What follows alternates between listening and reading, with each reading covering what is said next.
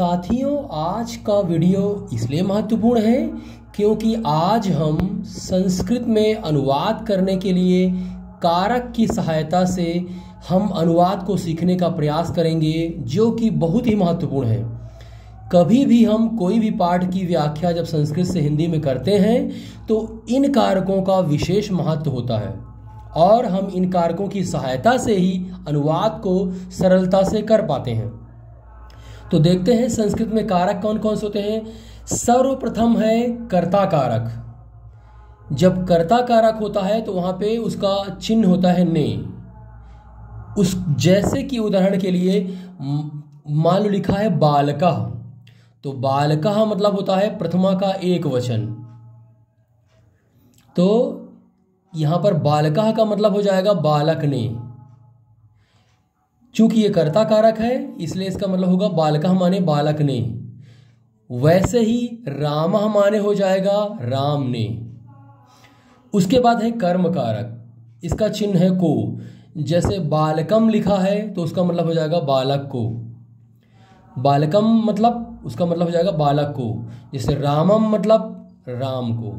रावणम माने रावण को। जैसे राम ने रावण को मारा तो रामः रावणम हतः, ऐसे इसका प्रयोग हम सीखेंगे। उसके बाद है कर्ण कारक। कर्ण कारक का है से होता है उसका अर्थ या फिर के द्वारा। जैसे बालकेन मतलब होता है बालक से। रामेण माने राम से। कलमेन माने कलम से। बाणेन माने बाण से या बाण के द्वारा। वैसे ही होता है इसमें संप्रदान कारक। इसका मीनिंग के लिए निकलता है। जैसे बालकाय, अगर बालकाय जहां रहेगा उसका मतलब होता है बालक के लिए हो जाएगा। जैसे रामाय माने हो जाएगा राम के लिए। ब्राह्मणाय माने ब्राह्मण के लिए। नगराय माने नगर के लिए। ये अगला है अपादान कारक। इसका भी मतलब होता है से ही होता है, लेकिन यह अलग होने के अर्थ में प्रयोग होता है। जैसे बालकात माने हो जाएगा बालक से।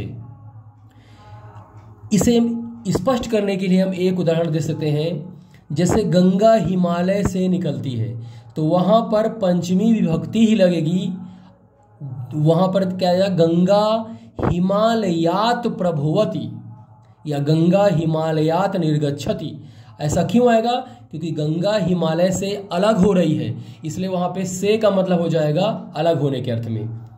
दूसरा एग्जाम्पल हम ले सकते हैं कि वृक्ष से पत्ते गिरते हैं तो आएगा वृक्षाः पत्राणि पतन्ति। यानी वृक्ष से मतलब वृक्षात आएगा। वृक्षात, वृक्ष से यानी वृक्षात पत्राणि पतन्ति। तो वहां पे वृक्षात मतलब वृक्ष से होगा, मतलब जो वृक्ष से पत्ता क्या हो रहा है, अलग हो रहा है, अलग होने के अर्थ में आ रहा है, इसलिए वहां पे वृक्षात आएगा। वैसे ही बालकात माने बालक से। अगला है संबंध कारक। यह संबंध को दर्शाता है। जैसे बालकस्य माने हो जाएगा बालक का। नगरस्य माने हो जाएगा नगर का। रामस्य माने हो जाएगा राम का। इसी प्रकार हम इसका प्रयोग कर सकते हैं संबंध कारक का। बालकस्य माने हो जाएगा बालक का। अगला है अधिकरण कारक। जैसे इसका होगा में या फिर पर। जैसे बालके माने हो जाएगा बालक में। रामे माने हो जाएगा राम में। नगरे माने हो जाएगा नगर में। इसी प्रकार आखिरी है संबोधन कारक। इसमें हे अरे ओ, जैसे हे बालक उसका जाएगा हे बालक, ये संबोधन प्रयोग हो जाएगा। इस प्रकार हम कारक के द्वारा अनुवाद का समझने में हम मदद ले सकते हैं। जैसे बालकः माने हो जाएगा बालक ने। बालकम माने हो जाएगा बालक को। बालकेन माने बालक से या बालक के द्वारा। बालकाय माने हो जाएगा बालक के लिए या उसको। वैसे ही बालकात माने हो जाएगा बालक से अलग होने के अर्थ में आएगा। बालकस्य माने बालक का। बालके मतलब हो जाएगा बालक में, और ये संबोधन ही बालक। ऐसे ही इसे हम थोड़ा बारीकी से और समझने का प्रयास करेंगे। बालक के शब्द रूप से। बालक का शब्द रूप चलता है प्रथमा बालकः बालकौ बालकाः। तो प्रथमा है कर्ता कारक। तो बालकः माने हो जाएगा बालक ने, एक बालक ने। बालकौ माने दो बालक ने, और कहीं कहीं बालकाः लिखा रहेगा तो उसका अर्थ हो जाएगा बहुत से बालकों ने। ये इसका हो जाएगा वर्ड। वैसे बालकम माने बालक को। बालकों माने दो बालक को, बालकान माने बहुत से बालक को।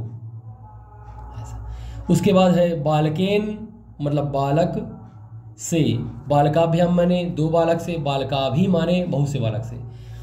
वैसी है बालकाय माने एक बालक के लिए, बालकाभ्याम माने दो बालक के लिए, बाल के भ्या माने बहुत से बालक के लिए। जहाँ बाल के भ्या आ गया या रामे भ्या आ गया तो वहाँ पे बहुत बहुव्यक्ति में आएगा, बाल के भ्या मतलब बहुत से बालक के लिए। वैसी पंचमी बालकात माने एक बालक से हो जाएगा, बालकाभ्या माने दो बालक से, और बाल के भ्या माने बहुत से बालकों से, ये अलग होने के अर्थ में आएगा। वैसी बालका से माने एक बालक का संबंध, बालकेयो माने दो बालक का संबंध, बालका नाम मतलब हो जाएगा बहुत से बालकों का संबंध।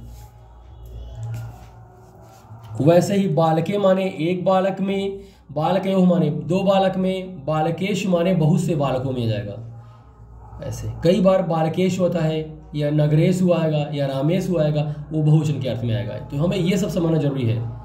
अगर बाल का दे दिया माने बहुत से बालकों ने, बालकान दे दिया तो बहुत से बालकों का, बालका भी दे दिया तो बहुत से बालकों से, बालके भ्या दे दिया तो बहुत से बालकों के लिए, ये भी अलग होने के अर्थ में आएगा। षष्ठी बालका नाम आ जाएगा यानी बहुत से बालकों का संबंध।